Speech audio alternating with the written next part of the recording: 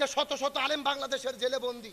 আল্লামা মামুনুল হক, রফিকুল ইসলাম মাদানী, মুফতি আমির হামজা, সবগুলো আলেমদেরকে জেলে বন্দি করে থুয়ে তারা নিজেরা ভোট করতেছে, এমপি হচ্ছে, নায়ক নায়িকা, গায়ক গায়িকা, ক্রিকেটার আছে না নাই? আরো জোরে বলেন। এই যে আপনাদের জানার জন্য বলতেছি, লক্ষ্য করেন, আমি প্রায় 12-13 দিন হলে ভারতে অনেকে জিজ্ঞেস করছে, হুজুর আপনি বাংলাদেশের নাগরিক, ভারতে কেন, আপনি কি ভোট দেবেন না? আমি বলছি, আরে ভাই, বাংলাদেশে ভোট দেওয়া লাগে না, যাদের ভোট তারাই দেয়। কথা কি বুঝেছেন? যাদের ভোট তারাই দেয়। 12টা বাজছে এমন কেন্দ্র, সেখানে কোনো ভোটার নাই, মাঠত কুকুর ঘুরতেছে, বানর ঘুরতেছে, মুরগি ঘুরতেছে, কোনো ভোটার নেই। কথা কি বুঝেছেন? নিজেরা একেবারে ভোট দিয়ে বাস্কর ভরে ফেল দিয়েছে। লক্ষ্য করেন, একটা চাচি গেছে বেলা 2টার দিকে ভোট দিতে, কয়টার দিকে? এখন চাচি যাওয়ার পরে কিছু যুবক ছেলে পেলে এসে বলতেছে, চাচি আপনি চলে যান, আপনার ভোট দেওয়া হইয়া গেছে। কথা কি বুঝেছেন? তখন চাচি মন খারাপ করে চলে যাচ্ছে। কিছুক্ষণ পর ছেলে পেলে ডাকতে বলছে, এই চাচি শোনেন, বাড়ির যে চাচাকে নিষেধ করবেন, চাচাও যেন না আসে, চাচার ভোটও দেওয়া হয়ে গেছে। তখন চাচি বলতেছে, কে বাবা, তোমার চাচি মরে গেছে 6 বছর আগে। জোরে বলেন, কয় বছর আগে? বলছে 6 বছর আগে। কখন ভোট দিতে এসেছিল? আমাকে ডাক দিল তো আমি একটু দেখা করতাম। এই পরিবেশ চলতেছে। 3 বছরের শিশু, 9 বছরের শিশু বাচ্চারা যাই পর্যন্ত ভোট দিচ্ছে। জোরে কোন সুবহানাল্লাহ। কি জোরে কোন নাউজুবিল্লাহ। এমপি হচ্ছে নায়ক নায়িকা, গায়ক গায়িকা। এই যে এমপি পদে দাঁড়াইছিল মমতাজ, একটা শিল্পী আছে, চেনেন না? ফাইটে যায়, জোড়া দেওয়ার বুদ্ধি নাই। 15 বছর ধরে সংসদে গান গাইলো, কিন্তু এইবার সে এমপি হতে পারেনি, নৌকাকে ডুবিয়ে ফেলছে। হওয়ার পরে খুবই কান্না করতেছে, কেন জিতলো না, হাউমাউ করে কান্না করতেছে। এখন তো মনে বলে, তুমি গান গাইছো ফাইটে যায়, আর মনের মধ্যে এত ব্যথা, জীবনে গান বলছো, তোমার অন্তরের সাথে মিলেনি, এখন তোমার ফাইটে যায় গান বলা দরকার। কথা কোন ঠিক কিনা? সংসদের মধ্যে এতদিন ছিল, 10-15 বছর ধরে কোনো কাজ করেনি। এলাকার লোক সাক্ষাৎকার দিচ্ছে, মমতাজ কোনো উন্নয়ন করেনি, শুধু সংসদে যায় গান গায় আর সংসদকে গরম রাখে। জোরে বলেন, কি রাখে? মানে গান গায়ে সংসদ গরম করে, এলাকা গরম করে, এলাকার লোকের কাজ করেন। আশ্চর্য হবেন, তার নিজের মা তাকে সেবা করে না, মা কান্না করে বদদোয়া করেছে, বোন কান্না করে বদদোয়া করেছে। যেই মেয়ে মার সেবা করে না, বোনের সেবা করে না, এ কি জনগণের সেবা করবে? এ জোরে বলেন, জনগণের সেবা করবে? সুতরাং আমরা মমতাজকে বলতে চাই, জীবনে বহুত গান গাইছো, জনগণের সঙ্গে হাসি ঠাট্টা নয়, নৌকাকে ডুবাইছো, দেশকে ডুবাইছো, জাতিকে ধ্বংস করেছো, আর তোমাকে সুযোগ দেওয়া হবে না। জনগণ সুযোগ দিয়েছে, আমরা নায়ক নায়িকা, গায়ক গায়িকা দেখতে চাই না, আলেমদের দেখতে চাই কি চাই না? এই যে আল্লামা সাইদি সংসদ সদস্য ছিল, আল্লামা সাইদি এমপি ছিল, 10 বছর সংসদে কোরআনের কথা বলেছে। সুবহানাল্লাহ কোন? তার কারণ শিল্পী সংসদে গেলে গান গায়, নায়ক গেলে সিনেমার কথা বলে, কিন্তু হুজুররা যদি সংসদে যায় গান গায় না, সিনেমার কথা কয় না, কিসের কথা বলে? আরো জোরে বলেন। তাহলে ওই কোরআনের কথা জায়গা মতো বলার দরকার আছে না নাই? কিন্তু আমরা তা চাই না। নায়ক নায়িকা, গায়ক গায়িকাকে বানাচ্ছি সব এমপি মন্ত্রী, আর আলেমদের মসজিদের জিকির করতে দিছি, আর জেলের মধ্যে বন্দী করে রেখেছি। কথা বলেন ঠিক? এই আলোচনা কি চলবে? চলবে। আলোচনা চলছে। তাহলে চিৎকার করে বলেন, খাজার জানাজার জন্য শর্ত আছেন কয়টা? আরো জোরে বলেন। আমার বন্ধুগণ, মুসলমান ভাড়া গভীর মনোযোগ বোঝার চেষ্টা করবেন। ওই যে খাজা পৃথিবী থেকে বিদায় নিয়ে চলে গেলেন, খাজার মৃত্যুর পরে হাজার হাজার মানুষেরা তার জানাজার নামাজের মধ্যে চলে গেছে, মনে আছে না নাই? তাল্লাশের কাছে যে চোখের পানি ফেলে কান্না করে দোয়া করে দিয়েছে। কিন্তু আশ্চর্যজনক ঘটনা ঘটে গেল, জোহর নামাজ পার হয়ে যায়, জানাজা হয় না, আসর নামাজ পার হয়ে যায়, জানাজা হয় না। লক্ষ লক্ষ মানুষ কান্না করতে করতে করতে করতে সমস্ত মানুষ ডাক দে বলে, পৃথিবীর মানুষেরা তোমরা কি খাজার জানাজা পড়বা না রে? আমরা অনেক দূর থেকে এসেছি, বাড়ির মধ্যে ফেরত চলে যেতে চাই, জানাজাটা পরে শেষ করো, আমরা বাড়িতে ফেরত চলে যাব। এমন সময় একটা ছাত্র দাঁড়িয়ে বলে, এ পৃথিবীর মানুষেরা, আজকে খাজার জানাজা হবে না, তোমরা বাড়িতে ফিরে যাও, আজকে বিনা জানাজায় খাজার লাশটাকে দাফন করা হবে। আমার বন্ধুগণ, মুসলমান ভাইরা গভীর মনোযোগ। এই কথা বলার পরে লক্ষ লক্ষ মানুষেরা চোখের পানি ফেলে কান্না করে করে দোয়া করা শুরু করলেন, না না না, জানাজা হবে না, এই কথাটা কখনোই তো মানা যাবে না। ভারত উপমহাদেশের মধ্যে একজন জগৎ বিখ্যাত আল্লাহর ওলি, এই লোকটা বিদায় নিয়ে চলে গেল, অথচ বিনা জানাজায় তার লাশটা কবর দেওয়ার মতো কোনো সুযোগ নাই। এই কথা বলার পরে একজন ছাত্র কান্না করতে করতে দাঁড়িয়ে গেলেন। লক্ষ মানুষের সামনে একজন ছাত্র চিৎকার করে বলেন, এ পৃথিবীর মানুষেরা রে, খাজার জানাজার নামাজটা কেন হবে না তোমরা কি জানো? খাজার মৃত্যুর পূর্বে 4টে ওসিয়ত করে গেছে, এই 4টে গুণ আলা যদি কোনো মানুষ পাওয়া যায়, ওই লোকটার মাধ্যমে জানাজার নামাজের ইমামতিত্ব হবে, আর 4টে গুণ না পাইলে জানাজার নামাজের ইমামতিত্ব হবে না। কিন্তু সকালবেলা খাজা বিদায় নিয়ে চলে গেছে, খাজার মৃত্যুর পরে সন্ধ্যা চলে আসলো, এতক্ষণ পর্যন্ত আমরা খোঁজাখুঁজি করেছি, কিন্তু 4টা শর্তের একজন মানুষ এখন পর্যন্ত আমরা খুঁজে পাই না। আমার বন্ধুগণ মুসলমান ভাইরা গভীর মনোযোগ। এই কথা বলার পরে একজন মানুষ দাঁড়িয়ে চিৎকার করে বলে, এ ছাত্ররা রে, তোমরা মনোযোগ দিয়ে শুনে নাও, খাজা বিদায় নিয়ে চলে গেছে, 4টা শর্তের মানুষ তোমরা সকাল থেকে খুঁজে পাও নাই। তবে তোমাদেরকে বলতে চাই, একজন দাঁড়ানোর পরে চিৎকার করে লক্ষ মানুষের মধ্যে বলে দাও, খাজার মৃত্যুর জানাজার নামাজের জন্য কি 4টে গুণ লাগবে, এই 4টে গুণের কথা বলে দাও। এই লক্ষ মানুষের ভেতরে একজন মানুষ অন্তত থাকলেও থাকতে। আমার বন্ধুগণ মুসলমান ভাইরা গভীর মনোযোগ। এই কথা বলার পরে একজন ছাত্র দাঁড়িয়ে বলেন লক্ষ মানুষের সামনে, এ পৃথিবীর মানুষেরা তোমরা মনোযোগ দিয়ে শুনে নাও, খাজার মৃত্যুর জন্য 4টা শর্তের কথা বলেছে, এই 4টা শর্ত যার মধ্যে পাওয়া যাবে, ওই লোকটাই তো আজকে জানাজার নামাজের মধ্যে ইমামতিত্ব করবে। তোমাদের মধ্যে এমন কি কোনো লোক আছো নাকি, যদি থাকো হাত ওঠাও তো, এমন কি কোনো লোক আছো নাকি যেই লোকটা 40 বছর ধরে ফজরের 5 ওয়াক্ত নামাজটা জামাতের সহিত আদায় করেছো? তোমাদের মধ্যে এমন কি কোনো লোক আছো নাকি সেই লোকটা 40 বছর ধরে তাহাজ্জুদের নামাজটাও পড়তে মিস করো নাই? তোমাদের মধ্যে এমন কি কোনো লোক আছো নাকি চোখের হেফাজত করেছ? তোমাদের ভেতরে এমন কি কোনো লোক আছে নাকি যেই লোকটা 40 বছর ধরে আসরের 4 রাকাত ফরজের আগে 4 রাকাত সুন্নাতটাও পড়তে ভুল করো নাই? এমন 4টা শর্তের যদি লোক পাওয়া যায়, ওই লোকটার ইমামতিতে আজকে জানাজা হবে। আর এমন লোক খুঁজে যদি না পাওয়া যায়, জানাজা হবে না। আমরা বিনা জানাজায় খাজার লাশটাকে দাফন করতে যাও। এই কথা বলার পর লক্ষ লক্ষ মানুষেরা চিৎকার করে কান্না শুরু করলেন। সবাই নিজেদেরকে আসামির কাঠ গড়াই দাঁড় করাইছে। এই লক্ষ মানুষের ভেতরে একজন মানুষ কি পাওয়া যাবে না রে, যার মধ্যে 4টে গুণ পাওয়া যাবে? এই লক্ষ মানুষের মধ্যে একজন মানুষ কি পাওয়া যাবে না রে, যেই মানুষটার মধ্যে 4টা শর্ত পাওয়া যাবে? এই কথা বলে বলে লক্ষ লক্ষ মানুষ চিৎকার করে কান্না করতেছে, লক্ষ লক্ষ মানুষ চিৎকার করে কান্না করতেছে। শেষ পর্যন্ত একটা মানুষ পাওয়া যায় কিনা, আর জানাজার নামাজটা হয় কিনা, এই আলোচনাটা করতে যদি আর 20 মিনিট লাগে, আপনারা কি শুনবেন? কথা বলেন চলবে? চলবে? কথা বলেন চলছে? চলছে? এই হুজুর উঠলে কেন? হুজুর কি খবর? 1 নম্বর। আরে 1 নম্বর লাগবে বুড়ো মানুষের, ছেলে মানুষের কেন? এরা কতদিন সিনেমার হলে যায়, 3 ঘন্টা সিনেমা দেখে যুবকেরা। জোরে বলেন কয় ঘন্টা? পেশাব লাগলে ওঠে না, সিপি মারে বসে থাকে। তো ওখানে যদি বসে থাকা যায়, কোরআনের মাহফিল থাকা যাবে না? এ জোরে বলেন চেষ্টা করলে থাকা যাবে না? তাহলে চিৎকার করে বলেন কয়টা শর্ত? এই 4টা শর্তের লোক পাওয়া যায় কিনা, জানাজা হয় কিনা হয়, আলোচনা অবশ্যই আমাদের জানতে হবে ইনশাআল্লাহ।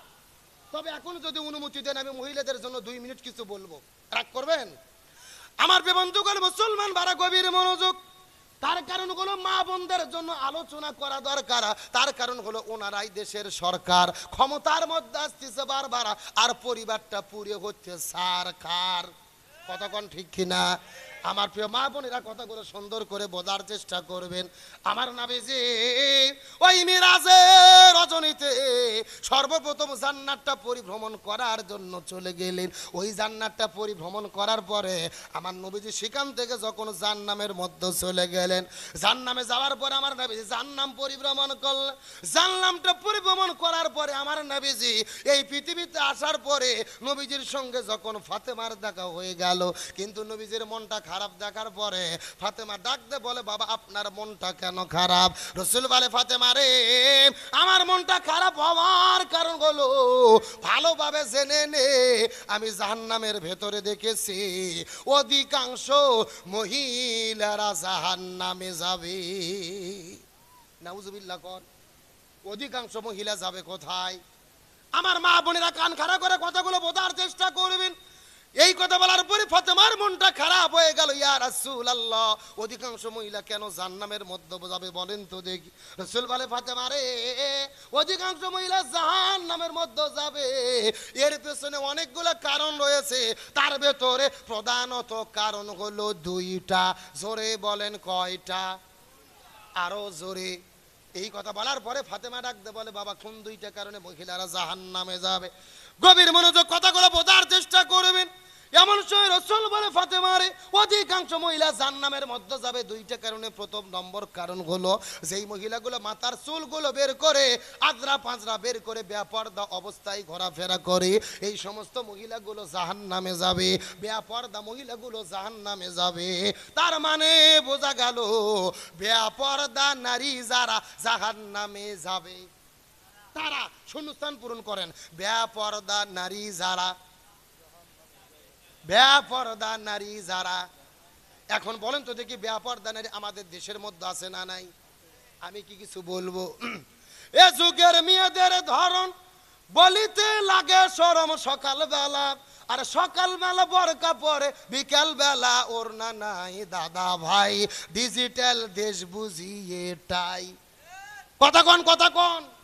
দেখবেন সকালে এমন ভাবে বোরকা পরেছেন আর কোনো বুদ্ধি, আর বিকেলে বোরকা তো দূরের কথা, শরীরে ওড়না পর্যন্ত থাকে। আমার দিকে তাকান, ওড়না এভাবে হাতের মধ্যে নিয়ে শুধু পেঁচাই পেঁচাই পেঁচাই, একেবারে পেঁচে পেঁচে এরকম গলার মধ্যে দিয়ে পেছন দিক দিয়ে ফেলে দেয়। কথা কন, কথা কন। আচ্ছা বলেন তো, পেছনে ঢাকার কি কিছু আছে? এগুলো পর্দা না বাটপারি? আরে নারী হলো ঘরের শোভা, স্বামীর সেবা করে।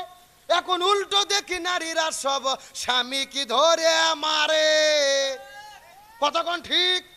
কারা কারা বইয়ের হাতে মার খাচ্ছেন হাত উঠান তো দেখি। এ উঠান উঠান। ওই যে একজন রে, ও বিয়েই করেনি। আমার দিকে তাকেন, হাসার জন্য না বোঝার জন্য বলতেছি। আমাদের সমাজে বউ ধরে স্বামী মারে এমন দাজ্জাল মার্কা ডাইনি বউ আছে না নাই? আরো জোরে কন। এগুলো শিখছে কই থেকে? ওই যে কেরুন মালার কটকটি স্টার জলসা জি বাংলার থেকে। কতক্ষণ ঠিক কিনা? এমনও মহিলা আছে স্টার জলসা জি বাংলা না দেখলে এদের টাইম পার হয় না, সময় যায় না।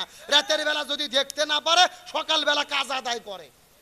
আমি কি কিছু বলবো? বলবো। চোখ সরে না, মন ভরে না দেখলে সিরিয়াল, জুয়ান বুড়া পোলা মাইয়া নামাজ রোজা সব ফেলাইয়া হইছে বেসামাল। চোখ সরে না, মন ভরে না দেখলে সিরিয়াল। আছে না নাই? সিরিয়ালের নেশায় পইরা ধরলো প্রেমের জ্বালা, দেশটারে ভাসাইয়া গেল আইরে কেরন মালা। কতক্ষণ, কতক্ষণ। কেরন মালা দেখার পরে মেয়ে মাওক বলতেছে, মা তুমি হবা কটকটি আর আমি হব কেরন মালা। আছে না নাই? আবার নাটক দেখার পরে নাটকের মধ্যে যে জামা বাড়াই, কেরন মালা, পাখি, মাও, ঝিলিক। আছে না নাই? এইরকম একটা ড্রেস নাম ছিল ভাই কেরন মালার জামা। একটা বউয়ের মনে খুবই আশা কেরন মালার জামা নেবে, কিন্তু বউকে বলতে পারতেছে না, কারণ বউ হলো, স্বামীকে বলতে পারতেছে না, কারণ স্বামী হলো গরিব মানুষ। জোরে বলেন কি মানুষ? এখন স্বামী গরিব মানুষ, টাকা নাই। রাতের বেলা শোয়ার পরে স্বামীর কানে কানে যে গান গাইতেছে, কেরন মালার এত জ্বালা যদি বুঝিতাম, তাইলে কি আর ডিস্টানেলে ছবি দেখিতাম। স্বামী আমার গরিব মানুষ, পকেটে নাই টাকা, কেমন করে আনবে কিনে কেরন মালার জামা। 3 দিন বলছে। জোরে বলেন কয় দিন? কিন্তু মূর্খ মানুষ তো স্বামী বুঝতে পারেনি। রাতের বেলা বিছানা ছুঁয়ে আছে, কিন্তু থানার ওসি খুবই গরম, বউ খুবই গরম, রাগ করে ফুলে পেট ফুলে তুলছে, মুখ ফুলে তুলছে, কথা বলতেছে না, একেবারে ড্রাম হয়েও কথা বলতেছে না। এখন স্বামী চিন্তা করছে থানার ওসি যদি গরম হয় থানার তো থাকা যাবে না, আস্তে করে বইয়ের কানে কানে যাইয়া এতিমের মতো বলতেছে, সাথী তুমি রাগ করো না, খোলো তোমার রাখি, তোমার জন্য আনবো কিনে নতুন জামা পাখি। জোরে কন, জোরে কন। কি লাভ হবে গো বলো তোমায় দোষী করে, পাখি জামা না পাওয়াতে 7 জন গেল মরি। কয়জন? এই 7 জন মনে হয় জান্নাতের মধ্যে ঘুরে বেড়াচ্ছে। পাখি জামা না পাওয়াতে 7 জন গেল মরি, 17 জন দিল স্বামী তালাক, হলো অন্যের বধূ। আইরে আমার পাখি জামা কি জানি কি মধু, যেই জামাটা লাগবে সবার দিন ধর্মেরই কাজে, সেই জামাটা যায় না পাওয়া অনেক নারীর মাঝে। আইরে নারী পর্দা ছাড়ি ছুটছো কাহার পিছে, মনে রেখো এই দুনিয়া একেবারে মিছে। নামাজ পড়ো রোজা রাখো ধরো আল্লাহর কাম, নইলে মাগো কপালে তোমার জুডুবে জাহান্নাম। এই জন্য মা বোনদের পর্দা করার দরকার আছে না নাই? আরো জোরে বলেন। তাহলে আমাদের সমাজে স্বামীকে মারা যেরকম বউ আছে, একই রকম ভাবে বউকে মারা স্বামী আছে না নাই? আমার দিকে তাকান, এমনও স্বামী আছে বউ গরুর মতো পিটাই। জোরে বলেন কিসের মতো? লাঠি একটা হাতত নিয়ে বউ মারা শুরু করছে, বলছে তুই আব্বা না বলা পর্যন্ত তোর মার বন্ধ হবে না। বউ মার সহ্য করতে না পারে বলছে আব্বা। পরের দিন ওই শয়তান হুজুরকে ফোন দিয়ে বলতেছে, হুজুর বউ তো আব্বা বলছে, ফতুয়া কি? আমি বললাম ফতুয়া পরে, আগে তোর বাটাম ফাটান লাগবে। এ কথা কর না কে? তার কারণ বলেন তো দেখি, বউ কি মারা যাবে? কে বলে মারা যাবে না? বউকে কখন কখন মারা যাবে আমি কি হাদিস থেকে বলবো? এ জোরে বলেন বলবো? আমার দিকে তাকান, বউকে কখন কখন মারা যাবে? বউ যদি শরীয়ত বিরোধী কাজ করে, ইসলাম বিরোধী কাজ করে, জিনা ব্যভিচার করে, স্বামীর আনুগত্যের বাইরে কাজ করে, তখন বউকে মারা যাবে। এখন মারবেন কোথায় কোথায়? আমার দিকে তাকান, মাথা বাত, মুখ বাত, পেট বাত, পিঠ বাত, কোমর বাত, মাজা বাত, হাঁটুর থেকে শুরু করে নিচ পর্যন্ত। কথা কি বুঝেছেন? আর যেই ভেঁত দিয়ে মারবেন, এই ভেঁতের পরিমাপ হলে 1 বিঘের অর্ধেক। এই ওয়াজ আমি বাংলাদেশের গাইবান্ধা জেলাত করছি। একটা যুবক বলতেছে, হুজুর 1 মুষ্টি ধরবো কি আর মারবো কি? তখন আর একজন বলতেছে, হুজুর ধরার পরে যদি কোনো মতো মাথা বার হয়ে থাকে ওটা দিয়ে ঘুরতে দেবো হুজুর। এরম বাটপার আছে না নাই? ও তাও ভোগ মারবে। এখন বলেন তো, ভোগ মারলে কি বউ ঠিক হবে? না, রসুল বলেছেন মহিলাদের সৃষ্টি করা হয়েছে বাম পাজরের বাঁকা হাড় দিয়ে। জোরে বলেন কি হাড়? এখন বাঁকা আরক যদি হাতুর দিয়ে মেরে সোজা করতে চান সোজা হবে, ভেঙে মস্কে যাবে। এই জন্য বউকে মেরে নয়, বউকে ভালোবাসা দিয়ে সোনা ময়না কোল যে টিয়ে পাখি বলে আপন করা লাগবে। জোরে কোন সুবহানাল্লাহ। মেয়ে মানুষ যা খুশি হয়েছে ভাই, এইরকম হুজুরি তো দরকার। তাহলে চিৎকার করে বলেন, বেপরদা নারী যারা জাহান্নামে যাবে তারা ভুলে গেছে নাকি আপনারা? এই আপনি বাস আছেন তো দেখি, এবার ফেরত বসুন দেখি। চিৎকার করে বলেন, বেপরদা নারী যারা। আমার প্রিয় বন্ধুগণ মুসলমান ভাইরা গভীর মনোযোগ। ফাতেমা ডাক দে বলে, বাবা আপনি বলেছেন 2 প্রকার মহিলারা, অধিকাংশ মহিলারা জাহান্নামের মধ্যে যাবে 2টা কারণে। তার মধ্যে 1 নম্বর কারণ হলো বেপরদা নারীরা জাহান্নামের মধ্যে যাবে। 2 নম্বর কারণ আপনি একটু দয়া করে বলেন তো দেখ।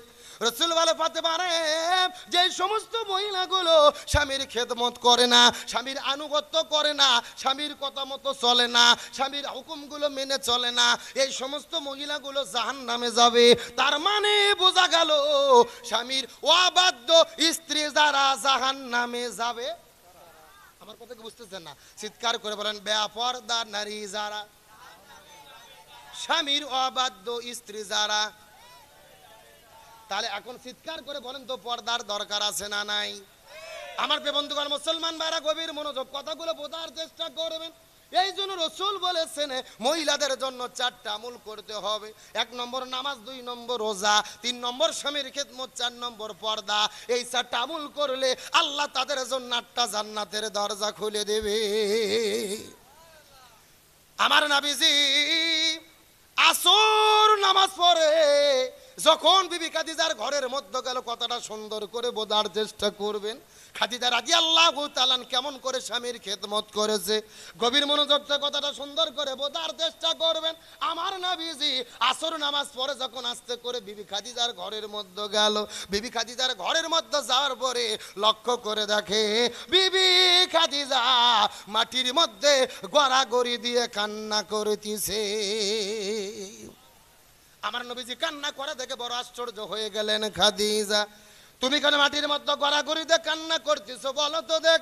খাদিজা ডাক দে বলেন, ইয়া রাসূলুল্লাহ, আমার কান্না করার কারণ হলো আসর নামাজ পড়ে আমি যখন দু চোখ বন্ধ করেছি, দু চোখ বন্ধ করার সাথে সাথে অন্ধকার কবর আমার চোখের সামনে এসে হাজির হয়ে গেছে।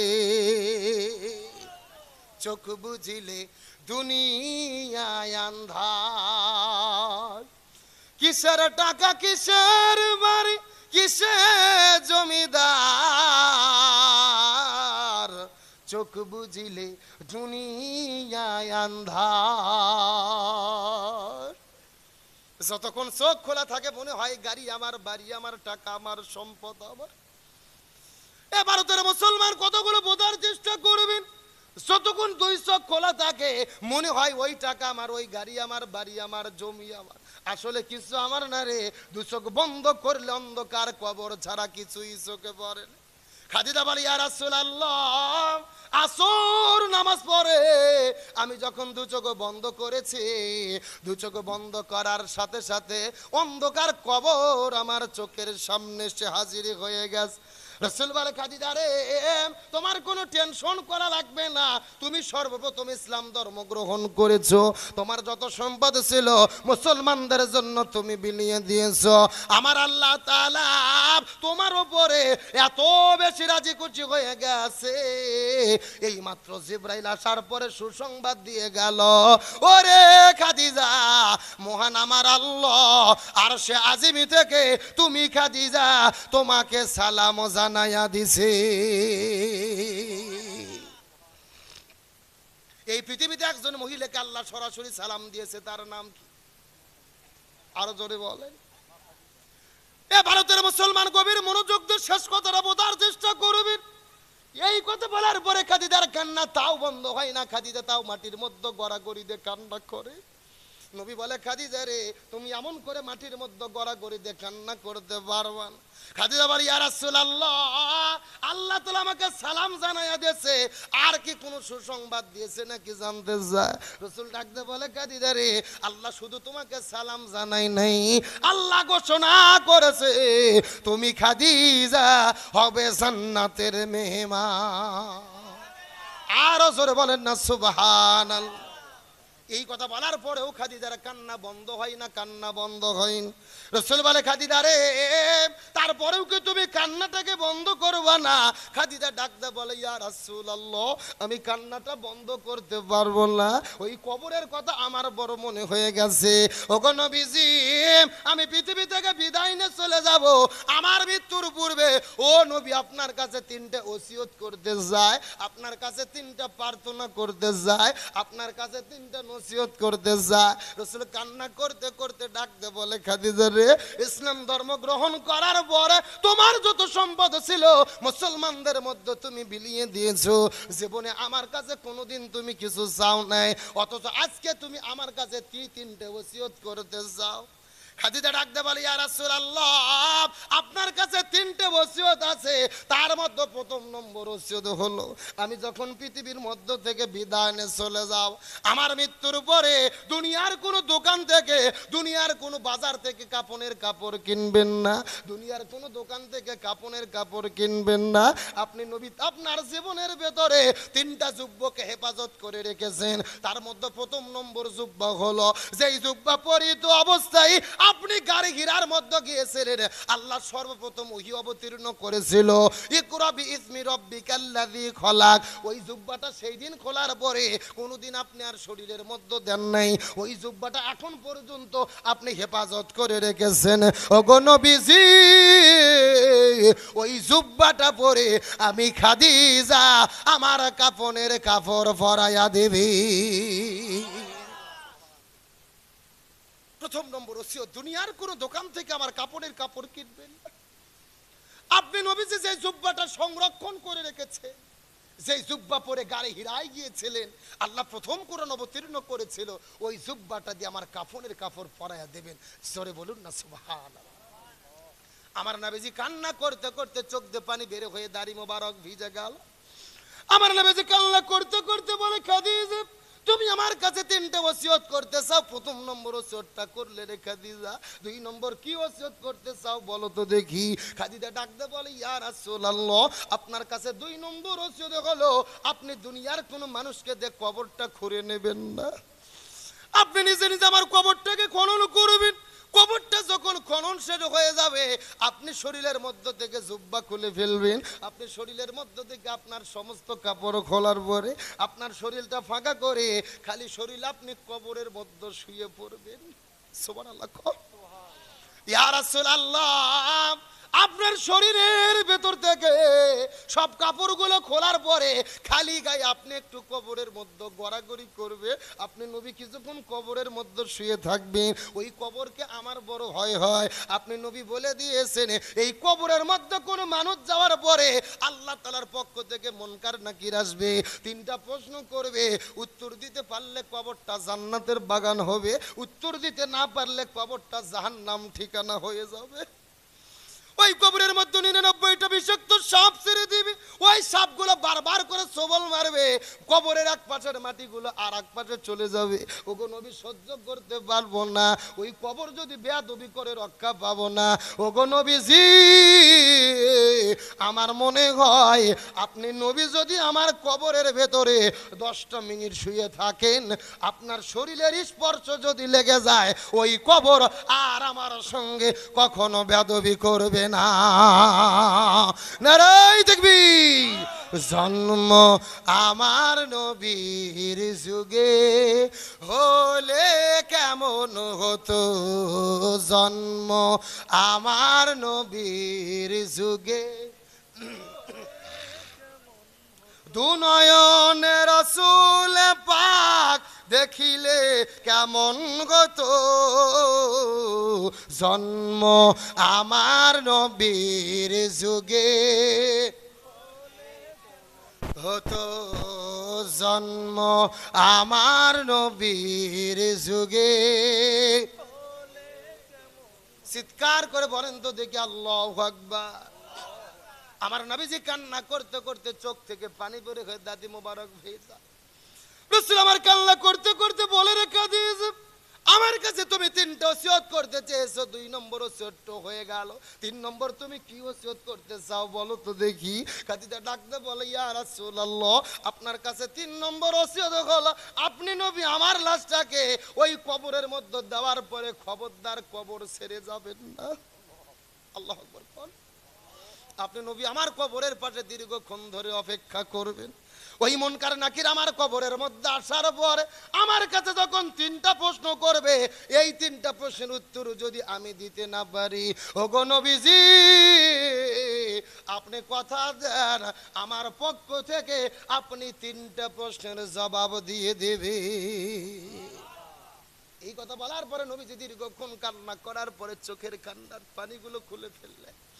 আস্তে করে খাদিজার 8টা হাতের মধ্যে নেওয়ার পরে খাদিজাকে ডাকতে বলে, খাদিজা রে, আমি কথা দিলাম আমার আগে যদি তোমার মৃত্যু হয়, আমি তোমার 3টা চাওয়াই পূর্ণ করার চেষ্টা করব। আমি নবী না চিনিলাম কি ভুল করিলাম, ভস্মে ঢালিলাম ঘি, মানুষ হইয়া জন্ম লইয়া মানুষের করিলাম কি, আমি মানুষ হইয়া জন্ম লইয়া মানুষের করিলাম কি। আমার নবীজি কান্না করতে করতে খাদিজার হাতে কথা দিলেন, খাদিজা আমার আগে যদি তোমার মৃত্যু হয়, ওরে খাদিজা তোমাকে কথা দিয়ে দিলাম এই তিনটা চাওয়াই পূর্ণ করার চেষ্টা করব। খাদিজা বিদায় নিয়ে চলে যাবে, নবী তিনটা চাওয়া পূর্ণ করে কিনা আলোচনাটা করতে যদি আর 10 মিনিট লাগে আপনারা কি কষ্ট পাবেন? আলোচনা কি চলবে? আরো জোরে বলে। আমার বন্ধুগণ মুসলমান মারা গভীর মনোযোগ। এই জায়গার মধ্যে রাখার পরে আবার আমি আপনাদেরকে নিয়ে ফিরে চলে যেতে চাই খাজার জানাজার ভেতরে। 4টা শর্ত ব্যাগরে একজন মানুষ জানাজার মধ্যে পাওয়া যাচ্ছে না। গভীর মনোযোগ, কথাগুলো সুন্দর করে বোঝার চেষ্টা করবেন। মাগরিবের নামাজ পার হয়ে যায়, জানাজা হয় না। আসর নামাজ পার হয়ে গেছে, জানাজা হয় না। এশার নামাজ পার হয়ে গেছে, তারপরে খাজার জানাজা হয় না। আস্তে করে যখন রাতের 9টা 10টা বেজে গেল, 4 জন ছাত্র বের হওয়ার পরে আস্তে করে খাজার কাছে যাওয়ার পরে ওই খাজার খাটুনিটা ধরার পরে যখন কাঁধের উপরে রেখেছে, এই খাটুনিটা আস্তে করে যখন কবরের দিকে নিয়ে চলে যাবে, এমন সময় লক্ষ্য করে দেখা যায় ওই গভীর রজনীর ভিতরে দূর থেকে কে যেন ডাক দে বলে, পৃথিবীর মানুষেরা রে, তোমরা খাজার লাশটা নিয়ে যেও না। খাজার জানাজার ভেতরে খাজার জানাজার ইমামতিত্বটা আজকে আমি করাতে চাই। আর একটু জোরে বলুন না। এই কথা বলার পরে চতুর্দিক থেকে লক্ষ লক্ষ মানুষ বড় আশ্চর্য হয়ে গেল। ওই মানুষটা কোন মানুষ? যেই মানুষটা 40 বছর ধরে জামাতে নামাজ আদায় করেছে, 40 বছর ধরে তাহাজ্জুদের নামাজটাও পড়েছে, সেই লোকটা নিজের চক্ষুটাকে হেফাজত করেছে, আসরের আগে 4 রাকাত সুন্নাতটাও পড়তে ভুল করে নাই। কথাগুলো গভীর মনোযোগ দেব, তার চেষ্টা করবেন। ওই লোকটা কান্না করতে করতে এক দৌড়ে খাজার খাটুনির কাছে চলে গেল। খাজার খাটুনির কাছে যাওয়ার পরে খাটুনিটা ধরে কান্না করতে করতে ডাকতে বলে, খাজা রে, তুমি বিদায় নিয়ে চলে গেলে, অথচ আমার জীবনের তুমি এত বড় ক্ষতি কেন করে গেলে? খাজা, তুমি পৃথিবী থেকে বিদায় নিয়ে চলে গেলে, অথচ আমার জীবনের এত বড় ক্ষতি তুমি কেন করে গেলে? আমি 4টা আমল করেছি, এই দুনিয়ার কোনো মানুষে জানে না। আমি 4টা আমল গোপন গোপনে করেছি, আমার স্ত্রী সন্তান জানে না, পাড়া প্রতিবেশী জানে না, আত্মীয় স্বজন জানে না। এই 4টা আমল আমি একমাত্র গোপনে গোপনে করেছি আল্লাহর সন্তুষ্টির জন্য। চিৎকার করে বলেন আল্লাহু আকবার। খাজা, তুমি বিদায় নিয়ে চলে গেলে, অথচ আমার জীবনের ভেতরে এত বড় ক্ষতি তুমি কেন করে গেলে রে খাজা? আগামীকালকের সকালবেলা এই লক্ষ মানুষের সঙ্গে যখন আমার দেখা হবে, এই লক্ষ মানুষের আমার প্রশংসা করে বলতে থাকবে, এই পৃথিবীর ভেতরে কেউ তো পাস করতে পারেনি, একমাত্র তুমি তো পাস করতে পেরেছো, তুমি তো সেরা। কেউ তো 4টা গুণ অর্জন করতে পারলো না, তুমি অর্জন করতে পেরেছো। এই কথা বলে লক্ষ মানুষ আমার প্রশংসা করবে। আর মানুষ যদি প্রশংসা করা শুরু করে, শয়তান তো বসে থাকবে না। শয়তান আমার মনের মধ্যে কুমন্ত্রণা দেবে, শয়তান বুঝানোর চেষ্টা করবে এই পৃথিবীর মধ্যে কেউ সেরা হতে পারেনি, তুমি সেরা হতে পেরেছো। এইরকম ভাবে শয়তান যখন কুমন্ত্রণা দেবে, আমার মনের মধ্যে যদি বিন্দু মাত্র অহংকার তৈরি হয়, আমার নবীজি বলে গেছে এই পৃথিবীর মধ্যে কেউ আমল করার পরে বিন্দু মাত্র যদি অহংকার করে, ওই অহংকার করার কারণে আল্লাহ তাদের আমল নামাগুলোকে ধ্বংস করে দেয়। খাজা, তুমি বিদায় নিয়ে চলে গেলে, কিন্তু তুমি কেন 4টার কথা বলে, এই 4টা মূলের কথা তুমি কেন প্রকাশ করে গেলে? এই বলে কান্না করতে করতে লোকটা যখন জানাজা পড়ার জন্য জানাজার নামাজের জায়গায় দাঁড়িয়ে গেছে, চতুর্দিকে লক্ষ লক্ষ মানুষেরা চোখের পানি ফেলে কান্না করে দোয়া করে। ডান দিকে সালাম ফেরলেন, বাম দিকে সালাম ফেরলেন। সালাম শেষ হওয়ার মাধ্যমে খাজার জানাজার নামাজটা শেষ হয়ে গেল। কিন্তু নামাজ শেষ হওয়ার পরে অলৌকিক ঘটনা ঘটে গেল।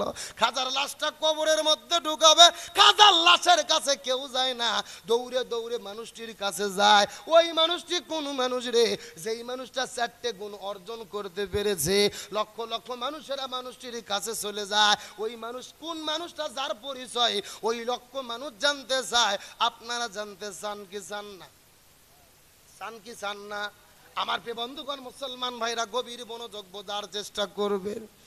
ওই লক্ষ লক্ষ মানুষেরা ওই দৌড়াইতে দৌড়াইতে আস্তে করে যখন ওই মানুষটির কাছে চলে গেছে, ওই মানুষটির কাছে যাওয়ার পর আশ্চর্যজনক ঘটনা ঘটে গেল।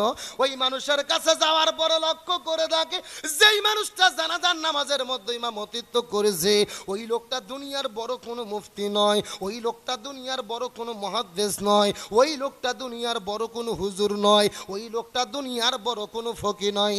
ওই লোকটার পরিচয় হলো যিনি দিল্লির সালতানাতের রাষ্ট্রপতি খাজা শামসুদ্দিন আলতামাশ রহমতুল্লাহ আলাইহি। চিৎকার করে বলুন না সুবহানাল্লাহ। এ ভারতের মুসলমান শেষ কথাগুলো কানের মধ্যে ঢুকানোর চেষ্টা করেন। যেই মানুষটা দিল্লির রাষ্ট্রপতি ছিল, ওই দিল্লিটা কিন্তু সাধারণ কোনো দিল্লি ছিল না। সেই সময় ভারত, পাকিস্তান, মায়ানমার, নেপাল, ভুটান, শ্রীলঙ্কা, বাংলাদেশ সব কিছু মিলেছিল ভারতীয় উপমহাদেশ। আর ভারত উপমহাদেশের ভেতরে সেই রাজধানীর নাম ছিল দিল্লি। ওই দিল্লি রাষ্ট্রপতি ছিল খাজা শামসুদ্দিন আলতামাশ রহমতুল্লাহ আলাইহি। এই লোকটা 40 বছর ধরে জামাতে নামাজ আদায় করেছে। এই লোকটা 4টে গুণ অর্জন করার পরে নামাজ পড়ার জন্য নামাজের কাতারে দাঁড়িয়ে গেছে। এ ভারতের মুসলমানেরা, এই আলোচনাটা আপনাদের মধ্যে কেন করলাম? এমনিতেই করি নাই। এই আলোচনার মাধ্যমে একটা শিক্ষা আপনাদেরকে দিতে চাই। একটা দিল্লি রাষ্ট্রপতি হওয়ার পরে যদি 40 বছর জামাতে নামাজ পড়তে পারে, আমরা কেন পারবো না? ও যদি 40 বছর তাহাজ্জুদ পড়তে পারে, আমরা কেন পারবো না? ও যদি নিজের চোখকে হেফাজত করতে পারে, আমরা কেন পারবো না? ও যদি আসরের আগে 40 বছর সুন্নাত পড়তে পারে, আমরা কেন পারবো না? এত ব্যস্ততার ভেতরে ওই দিল্লির রাষ্ট্রপতি এই আমলগুলো করেছে। এ ভারতের মুসলমান, আর 2টা মিনিট আপনাদের জরুরি কথা বলবো, কান খাড়া করে কানের মধ্যে ভালো করে ঢোকানোর চেষ্টা করবেন। এই যে আমার ডান পাশে বসে আছেন আবু মাসুম ভাই, বাম পাশে বসে আছে হাফেজ রাকিবুল ইসলাম ভাই। অত্যন্ত কষ্ট করে, মেহনত করে, লক্ষ লক্ষ টাকা খরচ করে মাহফিলের আয়োজন করেছে। এই মাহফিল করে কি লাভ হবে? বাংলাদেশ থেকে হুজুর ভাড়া করে এনে লক্ষ টাকা হাদিয়া দিয়ে আলোচনা শুনে কি হবে? যদি আমাদের জীবনের পরিবর্তন না হয়, যদি আমাদের আমলের পরিবর্তন না হয়, যদি আমাদের ইমানের পরিবর্তন না হয়। গভীর মনোযোগ তো কথাগুলো সুন্দর করে বোঝার চেষ্টা করবেন। একদিন কিন্তু আমাদেরকে বিদায় নিয়ে চলে যেতে হবে। কারুবা বাবা পৃথিবী থেকে বিদায় নিয়ে চলে গেছে, কারুবা দাদা পৃথিবী থেকে বিদায় নিয়ে চলে গেছে, কারুবা সন্তান পৃথিবী থেকে বিদায় নিয়ে চলে গেছে। আল্লাহ আমাদেরকে জীবনকে সৃষ্টি করেছেন পরীক্ষার জন্য। আল্লাহ কোরআনের মধ্যে বলে, আল্লাযী খালাকাল মাউতা ওয়াল হায়াতা লিয়াবলুয়াকুম আইয়ুকুম আহসানু আমালা। আমি তোমাদের জীবনকে সৃষ্টি করে দিয়েছি পরীক্ষা করার জন্য। কারা কারা ভালো ভালো পরীক্ষা করতে পারো? ওই অন্ধকার কবরে যাওয়ার আগে আমাদেরকে আমল করতে হবে, আমলের পরীক্ষায় পাস করতে হবে। তার কারণ হলো একটা দৃষ্টান্ত দিয়ে আপনাদের মধ্য থেকে বিদায় নিয়ে চলে যাব। আমার নবীজির মেয়ে ফাতেমা যেদিন পৃথিবী থেকে বিদায় নিয়ে চলে যাবেন, আমার নবীজির মা মিয়া ফাতেমা যেদিন পৃথিবী থেকে বিদায় নিয়ে চলে যাবেন, নবীর মিয়া ফাতেমা যেদিন বিদায় নিয়ে চলে যাবেন, আস্তে করে ঘরের মধ্যে নিজে নিজেই তিনি শেষ গোসল করেছেন। ঘরটাকে সুন্দর করে সাজুগুজু করে দেওয়ার পর নবীজির মৃত্যুর 1 নয় 2 নয় 6 মাস পরে নিজে সুন্দর করে ঘরটাকে সাজুগুজু করেছে। নিজে সুন্দর করে সাজুগুজু করে কাপড় পরাইয়া হাসান হোসেনকে কাপড় পরে দিয়ে নিজে সুন্দরী সেজে ফাতেমা ঘরের মধ্যে বসে আছে। হযরত আলী রাদিয়াল্লাহু তাআলা আসার পরে ফাতেমাকে দেখার পরে হাসা শুরু করলেন। হযরত আলী রাদিয়াল্লাহু তাআলা মুস্কি মুস্কি হাসা শুরু করলেন। ফাতেমা ডাক দিয়ে বলে, আলী রে, এমন করে তুমি মুস্কি মুস্কি হাসবা না। আর কোনোদিন সুন্দর করে ঘরটাকে সাজাইতে পারবো না, আর কোনোদিন সুন্দর করে সাজুগুজু করতে পারবো না, আর কোনোদিন সুন্দর করে হাসান হোসেনকে সাজাইতে পারবো না রে। তার কারণ হলো আজকে গভীর রজনীতে ফাতেমার বিদায় হবে। এই কথা বলার পরে ফাতেমা কান্না, হযরত আলী রাদিয়াল্লাহু তাআলা কান্না করতে করতে মাটির মধ্যে পড়ে গেল।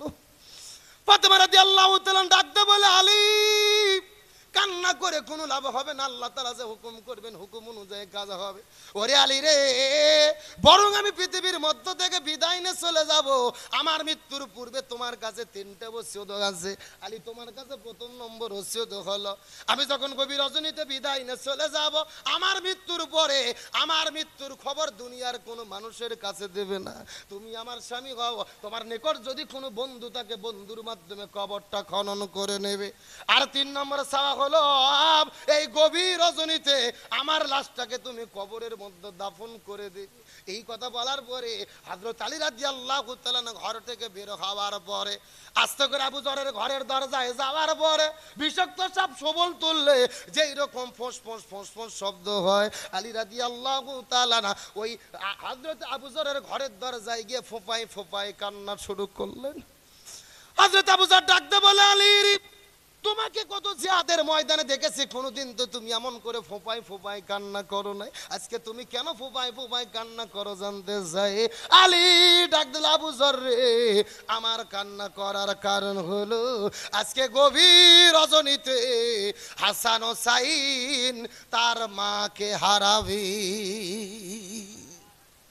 এই কথা বলার পর আবু যর বলে, সহ্য করা যায় না, মেনে নেওয়া যায় না। তার কারণ হলো নবী যেদিন পৃথিবী থেকে বিদায় নিয়ে চলে গেছে, হাসান হুসেন শুধু পাগলের মতো নানা নানা বলে ডাকতে থাকে। একদিন আবু বকর ডাকতে বলে, সাবিরা রে, হাসান হোসেনকে তোমরা নবীর রওজা দেখাই দিও না, হাসান হোসেন বড় পাগল হয়ে গেছে। তার কারণ